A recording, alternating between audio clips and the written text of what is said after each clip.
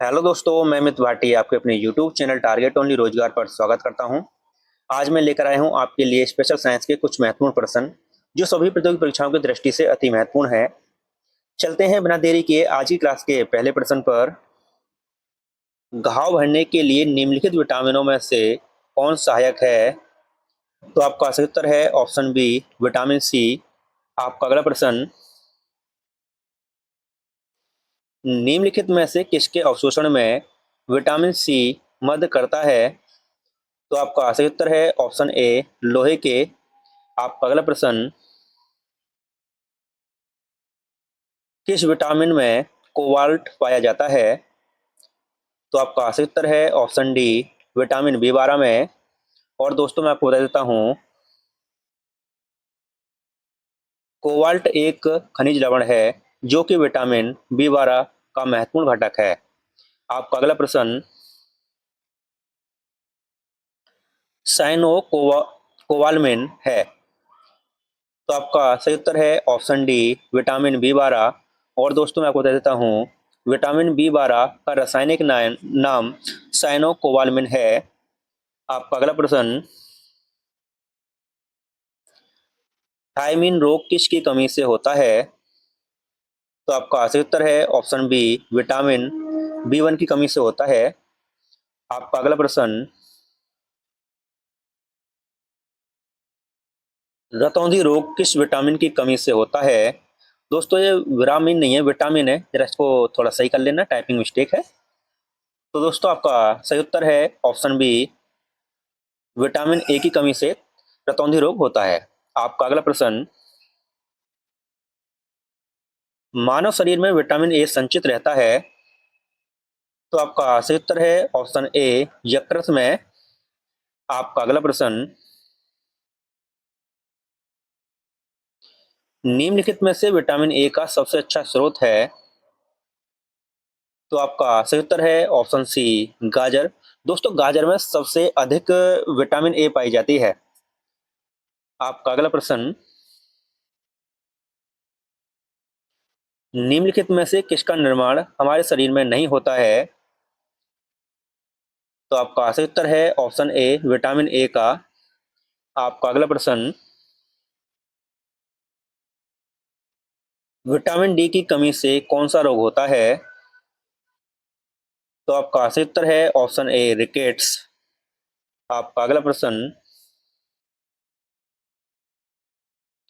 Vitamin D में निम्नलिखित में से क्या पाया जाता है? तो आपका सही उत्तर है ऑप्शन सी, कैल्सीफेरॉल। आपका अगला प्रश्न,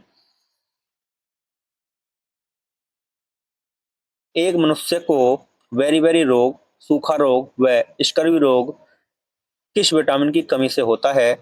तो दोस्तों ये आपको पहले क्रम में देखना है, बेरी रोग, सूखा रोग, स्कर्वी रोग।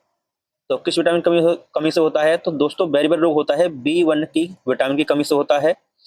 सूखा रोग जो होता है दोस्तों, जिसे रिकेट्स बोलते हैं, वो डी विटामिन डी की कमी से होता है। और स्कर्वी जो रोग होता है वो विटामिन सी की कमी से होता है। तो दोस्तों इसका ऑप्शन सी सही है। आपका अगला प्रश्न, निम्नलिखित में से कौन सा युग्म सुमेलित नहीं है? तो आपका सही उत्तर है ऑप्शन सी, विटामिन डी, वर्ण अंधता। दोस्तों ये वर्ण अंधता जो बीमारी है, यह एक वंशानुगत बीमारी है। और दोस्तों विटामिन डी की कमी से जो रोग होता है वो रिकेट्स रोग होता है, जिसे सूखा रोग बोलते हैं दोस्तों। आपका अगला प्रश्न, और दोस्तों मैं आपको बता देता हूँ, विटामिन डी की कमी से जो होने वाला रोग है वह रिकेट्स या सूखा रोग है। आपका अगला प्रश्न, राइबोफ्लेविन की कमी से निम्न में से कौन सा रोग होता है? तो आपका सही उत्तर है ऑप्शन डी, किलोसिस। और दोस्तों मैं आपको बता देता हूँ, राइबोफ्लोविन विटामिन बी 2 का रासायनिक नाम है जिसकी कमी से किलोसिस नामक रोग होता है। आपका अगला प्रश्न, निम्नलिखित में से कौन सा यौगिक एक विटामिन नहीं है? तो आपका सही उत्तर है ऑप्शन सी, थायरोक्सिन। दोस्तों मैं आपको इसके बारे में बता देता हूँ, विटामिन बी 2, बी 3 और बी 6 का रासायनिक नाम क्रमश राइबोफ्लेविन, नियासिन, पाइरिडॉक्सिन है। थायरोक्सिन एक हार्मोन है जो थायराइड ग्रंथि से स्रावित होता है। दोस्तों ये थायरोक्सिन जो है यह एक हार्मोन है जो थायराइड ग्रंथि से निकलता है। बाकी जो तीन है वो विटामिन बी 2, बी 3 और बी 6 के रासायनिक नाम है। आपका अगला प्रश्न, केला जो एक फल है, फल के रूप में अत्यधिक मूल्यवान भोज्य पदार्थ माना जाता है, के प्रति 100 ग्राम में कितनी ऊर्जा होती है? तो आपका सही उत्तर है ऑप्शन डी, ऊर्जा की 116 कैलोरी केले के 100 ग्राम प्रति में पाई जाती है। आपका अगला प्रश्न, प्रोटीन की अधिकतम मात्रा पाई जाती है। तो आपका सही उत्तर है ऑप्शन सी, सोयाबीन में। आपका अगला प्रश्न, प्रोटीन एवं वसा दोनों की प्रचुरता है। तो आपका सही उत्तर है ऑप्शन डी, मूंगफली में। आपका अगला प्रश्न, निम्नलिखित में से कौन सा मुख्य कार्बोहाइड्रेट है? तो आपका सही उत्तर है ऑप्शन बी, चावल में। दोस्तों अगर पूछा जाए कि मतलब किस खाद्य पदार्थ में सर्वाधिक कार्बोहाइड्रेट पाया जाता है, तो दोस्तों सर्वाधिक कार्बोहाइड्रेट जो है वो चावल में पाया जाता है। लगभग 80 से 90% कार्बोहाइड्रेट चावल के अंदर होता है दोस्तों। आपका अगला प्रश्न, गेहूं में रोटी बनाने के गुणों को प्रभावित करने वाला पदार्थ है। तो आपका सही उत्तर है ऑप्शन ए, ग्लूटीन। और दोस्तों मैं आपको बता देता हूं, गेहूं की रोटी सख्त गेहूं के आटे की बनाई जाती है। सख्त यानी कठोर गेहूं में ग्लूटीन नामक प्रोटीन की मात्रा अधिक होती है, जबकि मुलायम गेहूं में ग्लूटीन की मात्रा कम होती है। आपका अगला प्रश्न,